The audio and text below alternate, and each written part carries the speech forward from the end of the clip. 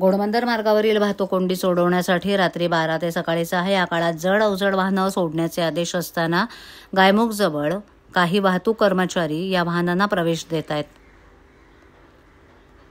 या कर्मचाऱ्यांना तात्काळ निलंबित करण्याची गरज असल्याचं मत आमदार संजय केळकर यांनी व्यक्त केलं. जनसेवकाचा जनसंवाद या उपक्रमात आमदार संजय केळकर पत्रकारांशी बोलत होते. सकाळी 6 पासून रात्री 12 वाजेपर्यंत 18 तास जड अवजड वाहनांना घोडबंदर मार्गावर प्रवेश बंद करण्यात आलाय. मात्र गायमुखजवळ काही कर्मचारी ही वाहनं सोडत असतात. त्यामुळे या कर्मचाऱ्यांवर तात्काळ कारवाई व्हायला हवी. वाहतूक विभागाच्या आदेशाची कडक अंमलबजावणी व्हायला हवी. पुढील काळात कोस्टल रोड मेट्रो सुरू झाल्यावर वाहतुकीच्या अडचणी दूर होणार आहेत.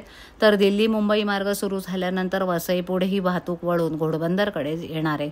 मात्र यासाठी काही काळ लागेल. तोपर्यंत यंत्रणांनी सावध राहायला हवं. खड्डे होणार नाही त्याची काळजी घ्यावी. खोपट येथील भाजपा कार्यालयात शुक्रवारी झालेल्या आमदार संजय केळकर यांच्या जनसेवकाचा जनसंवाद या कार्यक्रमात विविध तक्रारी प्राप्त झाल्या.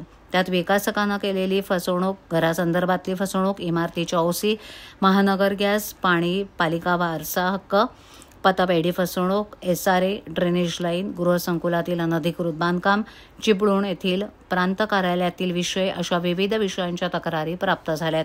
यावेळी ठाण्यातील स्वामी कृपा सोसायटीचा पाणी टंचाईचा प्रश्न सोडवल्यानं येथील सभासदांनी केळकर यांचे आभार मानले. ठाणे महानगरपालिकेमध्ये कोविड काळात नियुक्त केलेल्या कर्मचाऱ्यांप्रमाणे पूर्वीपासून सेवेत कामाला असलेल्या वैद्यकीय व आरोग्य कर्मचाऱ्यांच्या वेतनातील असमानता दूर करण्याबाबत केळकर यांनी संबंधित अधिकाऱ्यांशी संपर्क साधून त्याबाबत तातडीनं निर्णय घेण्याच्या सूचना केल्या. कोकणातील चिपळूण येथे पाटबंधारे विभागानं ज्यांच्या जमिनी घेतल्या त्यांना त्यांचा मोबदला मिळाला नसल्यानं या लोकांनी आमदार केळकर यांची भेट घेतली. आमदार केळकर यांनी चिपळूण येथील प्रांत अधिकारी लिगाडे यांना त्वरित फोन करून याबाबत विचारणा करून त्यांना मोबदला देण्याच्या सूचना केल्या. त्यामुळे आता संबंधित शेतकऱ्यांना मोबदला मिळण्याचा मार्ग मोकळा झालाय. या उपक्रमातून ठाण्यातूनच नव्हे तर मुलुंड, विक्रोळी, घाटकोपर, दादर, डोंबिवली, कल्याण, वसई, विरार, मुरबाड, शहापूर इत्यादी विविध भागातून नागरिक आपल्या तक्रारी घेऊन येतात.